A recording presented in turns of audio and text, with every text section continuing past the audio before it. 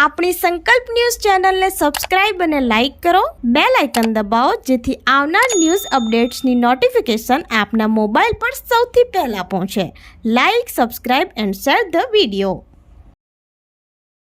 નમસ્કાર દર્શક મિત્રો, હું છું પૂજા ઢંડેલ. સંકલ્પ ન્યૂઝમાં આપનું સ્વાગત છે. સમાચારની શરૂઆત કરતા પહેલા એક નજર આજના મુખ્ય સમાચાર ઉપર. દમણમાં ટ્રાફિક ચલણ માટે સંપૂર્ણ ડિજિટલ પેમેન્ટ સિસ્ટમ લાગુ. હવે દંડની ચૂકવણી માત્ર POS મશીનથી જ થશે. હવે માત્ર ઓથોરાઇઝ મશીનથી ચલણ કપાશે. જો કોઈ જૂની પદ્ધતિથી પહોંચ આપે તો નાગરિકો ફરિયાદ કરી શકશે હોવાનું જણાવતા SP કેતન બંસલ. સંઘ પ્રદેશ દમણમાં ડિજિટલ ઇન્ડિયાના અભિયાનને વધુ વેગ આપવા દમણ પોલીસ દ્વારા એક ઐતિહાસિક નિર્ણય લઈ આજથી ટ્રાફિક શાખા અને પોલીસ સ્ટેશનના તમામ કર્મચારીઓને POS મશીનો ફાળવી દેવામાં આવ્યા હશે, જેથી હવે ટ્રાફિક નિયમોનું ઉલ્લંઘન કરનાર વાહન ચાલકો દંડની રકમ રોકડમાં નહીં પરંતુ સંપૂર્ણપણે ડિજિટલ માધ્યમ એટલે કે ATM કાર્ડ, ક્રેડિટ કાર્ડ તેમજ UPI પેમેન્ટ દ્વારા સ્થળ પર જ ચૂકવી શકશે.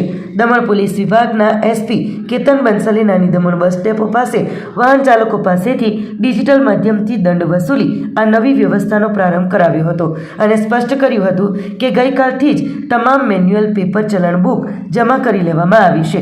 તેથી હવે માત્ર આ ઓથોરાઇઝ્ડ મશીનથી જ ચલણ કપાશે અને જો કોઈ જૂની પદ્ધતિથી પહોંચ આપે તો નાગરિકો તેની ફરિયાદ પણ કરી શકશે. આ નવી સિસ્ટમથી દંડ વસૂલવાની પ્રક્રિયા અત્યંત સરળ અને પારદર્શક બનશે.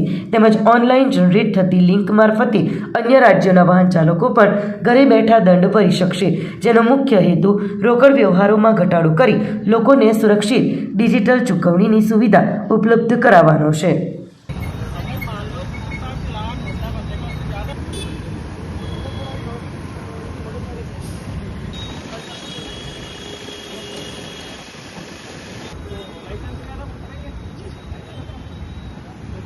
आज दमन पुलिस ने डिजिटल इंडिया की दिशा में एक नया कदम लिया है. जो आज हमने ट्रैफिक स्टाफ को और जो पुलिस स्टेशन का स्टाफ है उनको हमने POS मशीन्स हैंड ओवर करी है, जिससे कि अभी जो भी ट्रैफिक चलान्स दमन में होंगे वो इस मशीन्स के थ्रू ही होंगे. इसमें सिटीजन्स के लिए ऑनलाइन पेमेंट की सुविधा रहेगी, जिससे वो ATM कार्ड, क्रेडिट कार्ड या फिर UPI पेमेंट कर पाएंगे. इससे ट्रांसपेरेंसी और एफिशिएंसी भी बढ़ेगी ट्रैफिक इन्फोर्समेंट में. बिल्कुल जी, जो भी बंदे का यहाँ पे चलान कटेगा वो इस मशीन के थ्रू चलान अपना पे कर पाएगा ऑनलाइन मोड से.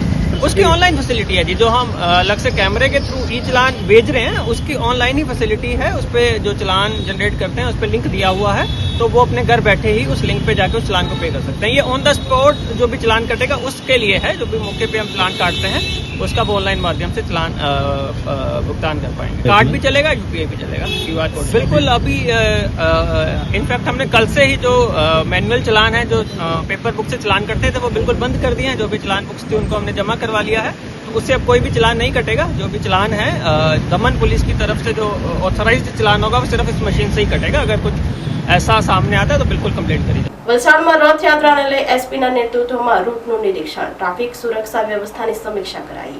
હોર્ડિંગ, જાહેરાતના બોર્ડ તથા અન્ય બાબતોનું નિરીક્ષણ કરી અવરોધો દૂર કરવા પોલીસે સૂચના આપી. આગામી રથયાત્રા શાંતિપૂર્ણ અને સુરક્ષિત માહોલમાં યોજાય તે માટે વલસાડ શહેર પોલીસ તંત્ર સંપૂર્ણપણે એલર્ટ મોડમાં આવી ગયો છે. જિલ્લા પોલીસ વડા યુવરાજસિંહ જાડેજા તથા DYSP AK વર્માના નેતૃત્વમાં પોલીસ અધિકારીઓની ટીમે રથયાત્રાના સમગ્ર રૂટનું સ્થળ પર જઈને નિરીક્ષણ કર્યું હતું. આ દરમિયાન સુરક્ષા વ્યવસ્થા અને સંવેદનશીલ સ્થળોની સમીક્ષા કરવામાં આવી હતી. ચેકિંગ દરમિયાન રથયાત્રાના માર્ગ પર આવેલા હોર્ડિંગ્સ, જાહેરાતના બોર્ડ તેમજ અવરોધરૂપ બની શકે તેવી અન્ય બાબતોનું પણ બારીકાઈથી નિરીક્ષણ કરવામાં આવ્યું હતું. જ્યાં જરૂરી જણાયું ત્યાં સંબંધિત વિભાગોને તાત્કાલિક કાર્યવાહી કરવા અને જરૂરી સુધારાઓ કરવા સૂચનાઓ આપવામાં આવી હતી, જેથી રથયાત્રા દરમિયાન કોઈપણ પ્રકારની અવરોધજનક સ્થિતિ સર્જાય નહીં. રથયાત્રા દરમિયાન શહેરમાં વાહન વ્યવહાર સુચારુ રહે અને શ્રદ્ધાળુઓને અવરજવરમાં કોઈ મુશ્કેલી ન પડે તે માટે ટ્રાફિક વ્યવસ્થાનું પણ સ્થળ પર જ મૂલ્યાંકન કરવામાં આવ્યું હતું. અધિકારીઓએ ટ્રાફિક ડાયવર્ઝન, પાર્કિંગ અને વૈકલ્પિક માર્ગોની વ્યવસ્થા અંગે ચર્ચા કરીને જરૂરી આયોજનને અંતિમ સ્વરૂપ આપ્યું હતું. પોલીસ તંત્રના જણાવ્યા મુજબ રથયાત્રા દરમિયાન સમગ્ર રૂટ પર ચુસ્ત પોલીસ બંદોબસ્ત ગોઠવવામાં આવશે. ઉપરાંત સતત પેટ્રોલિંગ, સઘન દેખરેખ અને સુરક્ષા વ્યવસ્થાના પગલાં અમલમાં મૂકવામાં આવશે, જેથી રથયાત્રા શાંતિપૂર્ણ, સલામત અને સુવ્યવસ્થિત રીતે સંપન્ન થઈ શકે. આગામી 16મી જુલાઈના રોજ સમગ્ર ભારતમાં, ગુજરાતમાં અને વલસાડ જિલ્લામાં પણ રથયાત્રા નીકળનાર છે. વલસાડ જિલ્લામાં કુલ 4 રથયાત્રા નીકળનાર છે. તેની અંદર વલસાડ સિટીની અંદર, પારડીમાં, ડુંગરા અને વાપી જીઆઈડીસી વિસ્તારમાં રથયાત્રા નીકળનાર છે. આજે રોજ વલસાડ પોલીસ દ્વારા વલસાડ શહેરની જે રથયાત્રા છે એના રૂટ ઉપર જે ફૂટમાર્ચ કરવામાં આવી હતી. સાથે સાથે રેવન્યુના અધિકારી તથા નગરપાલિકાના અધિકારીઓ પણ સાથે હતા. રસ્તા પર કોઈ આવતા કોઈ પણ વાયર છે, રસ્તાના પ્રશ્નો છે, એ અંગે તમામ સંસ્થાઓ સાથે સંકલન કરવામાં આવેલું છે અને આ સંકલનના કારણે કોઈ પણ વિઘ્ન વગર શ્રી જગન્નાથ ભગવાનની રથયાત્રા સુખરૂપે પૂર્ણ થાય એ માટે કરવામાં આવ્યું છે. આ ઉપરાંત રસ્તામાં આવતા સેન્સિટિવ પોઈન્ટ હોય છે, ગંભીર પોઈન્ટ છે કે ભીડભાડવાળા વિસ્તારો છે, ત્યાં વિશેષ પ્રકારની જરૂર છે એવા વિસ્તારોની પણ ત્યાં ઉભા રહી અને જે તે બંદોબસ્તના માણસોને સૂચના કરવામાં આવી છે. સમગ્ર જે રથયાત્રાનો પ્રસંગ છે સુખરૂપ, શાંતિરૂપ અને લોકો ઉલ્લાસપૂર્વક ઉજવી શકે તે માટે વલસાડ જિલ્લા પોલીસ તૈયાર છે. આ માટે જરૂરી અટકાયતી પગલાં લેવામાં આવે છે. બોમ્બિંગ હાથ ધરવામાં આવેલું હતું 2 દિવસ અગાઉ અને અલગ અલગ એના માટે ગુનાહિત પ્રવૃત્તિ કરવા ઇસમોને પણ નજરમાં રાખવામાં આવેલા છે. Thank you. દમણ ક્રાઇમ બ્રાન્ચની મોટી કાર્યવાહી. બોટ પ્રો અને MLMના નામે કરોડોની ઠગાઈ કરનાર 2 આરોપીઓ ઝડપાયા. દર મહિને 5 થી 7% રિટર્નની લાલચ આપી આચરાયું કરોડોનું કૌભાંડ. માસ્ટરમાઇન્ડ લવીશ ચૌધરી ઉર્ફે નવાબ અલીની શોધખોળ.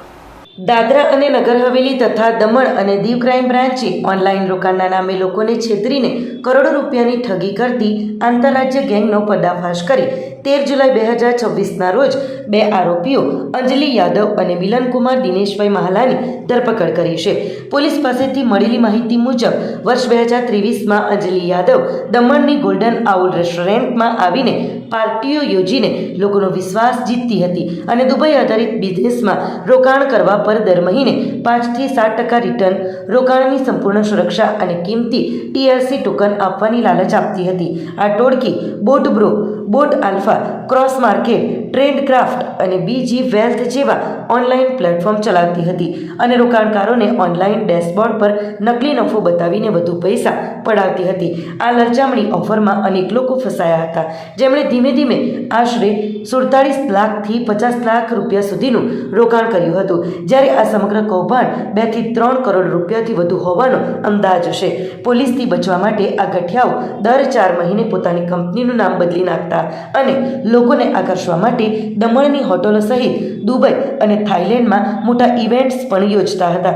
જ્યારે રોકાણકારોએ પોતાના પૈસા પરત માંગ્યા ત્યારે તેમને USDT ક્રિપ્ટોકરન્સી મારફતે પૈસા ઉપાડવા જણાવાયું હતું, પરંતુ કોઈના ખાતામાં 1 પણ રૂપિયો આવ્યો ન હતો અને ગત 1 વર્ષથી તેઓ બહાના બનાવી રહ્યા હતા. ભોગ બનનારની ફરિયાદના આધારે ક્રાઇમ બ્રાન્ચ પોલીસે ઝડપી કાર્યવાહી કરી હતી, જેમાં તપાસ દરમિયાન જાણવા મળ્યું છે કે આ સમગ્ર નેટવર્કિંગ અને MLM કૌભાંડનો મુખ્ય માસ્ટરમાઇન્ડ લવીશ ચૌધરી ઉર્ફે નવાબ અલી છે, જે અન્ય રાજ્યોમાં પણ મંજૂરી વગર આ નેટવર્ક ચલાવી રહ્યો છે. હાલ પોલીસ આ છેતરપિંડીના પૈસા ક્યાં મોકલવામાં આવ્યા છે તેના મૂળ સુધી પહોંચવા અને અન્ય ફરાર આરોપીઓને પકડવા સઘન તપાસ ચલાવી રહી છે. ત્યારે આ સમગ્ર મામલે ભોગ બનનાર ફરિયાદીઓએ પણ લોકોને આવા નેટવર્કના નામે થતા કૌભાંડોથી ચેતતા રહેવા અને પોતાના પરસેવાની કમાણી ન ગુમાવવા અપીલ કરી છે. मेरा नाम अनिल कुमार कुर्मी है, मैं दमन से हूँ. ये एक अंजलि यादव करके है. मेरा यहाँ पर गोल्डन आउल एक रेस्टोरेंट भी चलता था, जहाँ पर 2023 में आई थी और वहाँ पर आने के बाद हमारे साथ मुलाकात की, देन पार्टीज वगैरह करती रहती थी. देन फिर बाद में हमारे साथ एक पार्टनरशिप भी करवाई ये लोगों ने यहाँ पर.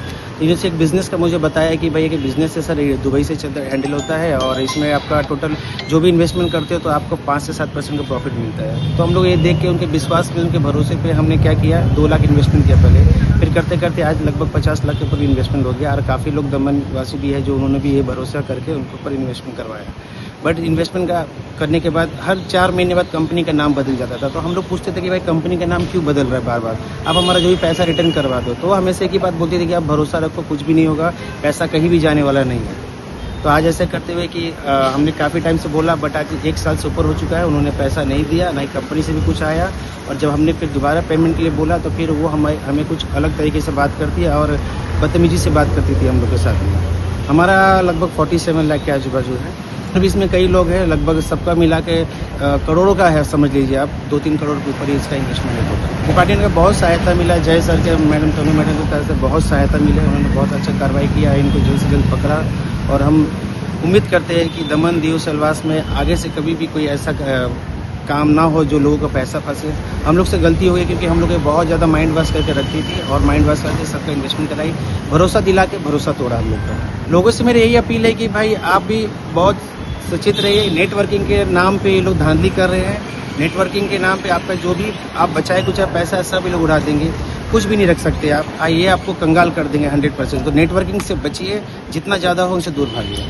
વલસાડમાં લાંબા વિરામ બાદ મેઘરાજાની પધરામણી થતા જ ધરતીપુત્રોમાં આનંદ. વરસાદને લઈ વાતાવરણમાં ઠંડક પ્રસરતા ગરમીથી લોકોને રાહત.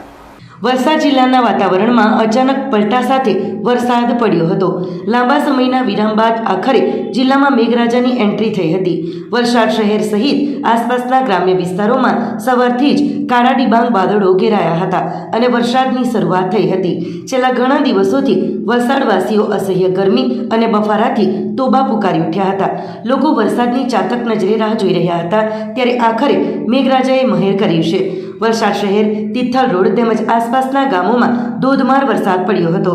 વરસાદ પડતા જ સમગ્ર પંથકમાં ઠંડક પ્રસરી જતા લોકોને ગરમીથી મોટી રાહત મળી છે. આ વરસાદ માત્ર સામાન્ય નાગરિકો માટે જ નહીં પરંતુ જગતના તાત માટે પણ અમૃત સમાન સાબિત થયો છે. લાંબા વિરામના કારણે ખેડૂતો ચિંતામાં મુકાયા હતા પરંતુ હવે મેઘરાજાની પધરામણી થતાં જ ધરતીપુત્રોના ચહેરા ખીલી ઉઠ્યા છે. ડાંગર સહિતના પાકને નવું જીવનદાન મળતા ખેડૂતોમાં ભારે ખુશીનો માહોલ જોવા મળી રહ્યો છે.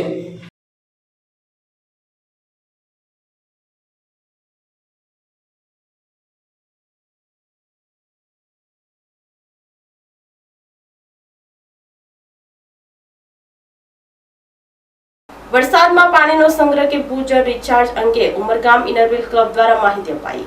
વરસાદમાં પાણીનો સંગ્રહ કરવો કે ભૂજળ રિચાર્જ કરવું એ હવે આવશ્યક બન્યું છે. ચાલુ વર્ષે વરસાદ ઓછો છે ત્યારે ભૂગર્ભ જળને ઊંચું લાવવા લોકજાગૃતિ જરૂરી છે. ઇનરવ્હીલ ક્લબ ઓફ ઉમરગામ દ્વારા અલગ અલગ વિસ્તારોમાં વોટર હાર્વેસ્ટિંગની જાગૃતિ લાવવા પ્રયત્નો હાથ ધર્યા છે. નજીવા ખર્ચે વરસાદનું પાણી જમીનમાં ઉતારવા એક પ્રોજેક્ટ હાથ ધર્યો છે. શાળાઓ અને ઘરો પાસે ભૂગર્ભ જળ રિચાર્જ પ્રોજેક્ટ આવનારા ભવિષ્ય માટે જરૂરી રહેશે હોવાનું સમજાવવામાં આવ્યું હતું. ઓછા વરસાદ અને ગ્લોબલ વોર્મિંગના કારણે ભૂગર્ભ જળ ઊંડે ઉતરી ગયા છે ત્યારે ઇનરવ્હીલ ક્લબનું આ ઉમદા કાર્યમાં લોકોએ પહેલ કરવી જરૂરી છે.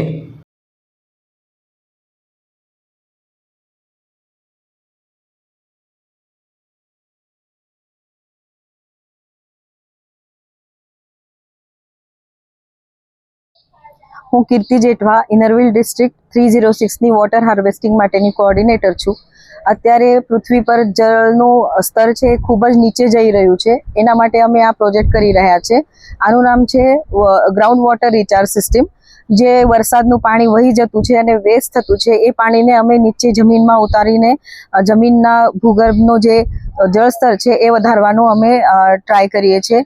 અને એના લીધે એમ થશે કે જે આસપાસના બોરવેલ છે અને કૂવા છે એ ઓટોમેટિક રિચાર્જ થશે. અને આની અંદરમાં એવું છે કે અમારી 306ની જે ડિસ્ટ્રિક્ટ છે એના અંદરમાં ઘણી ગર્વના સાથે હું તમને જણાવું છું કે 60થી વધુ પ્રોજેક્ટ્સ અમે એક્ઝિક્યુટ કર્યા છે સફળ રીતે. એકલા ઉમરગામમાં 15થી વધુ પ્રોજેક્ટ્સ અમે કરી રહ્યા છે અને અમારો એ જ પ્રયાસ છે કે ફ્યુચરમાં પણ અમે આ કામ સતત આગળ વધારીએ. અને બાકી બધાથી પણ મારી વિનંતી છે કે જે પણ આ પ્રોજેક્ટ કરવા ઈચ્છતા હોય એ અમને કોન્ટેક્ટ કરે, અમે એમને પૂરતો ગાઈડન્સ આપશું.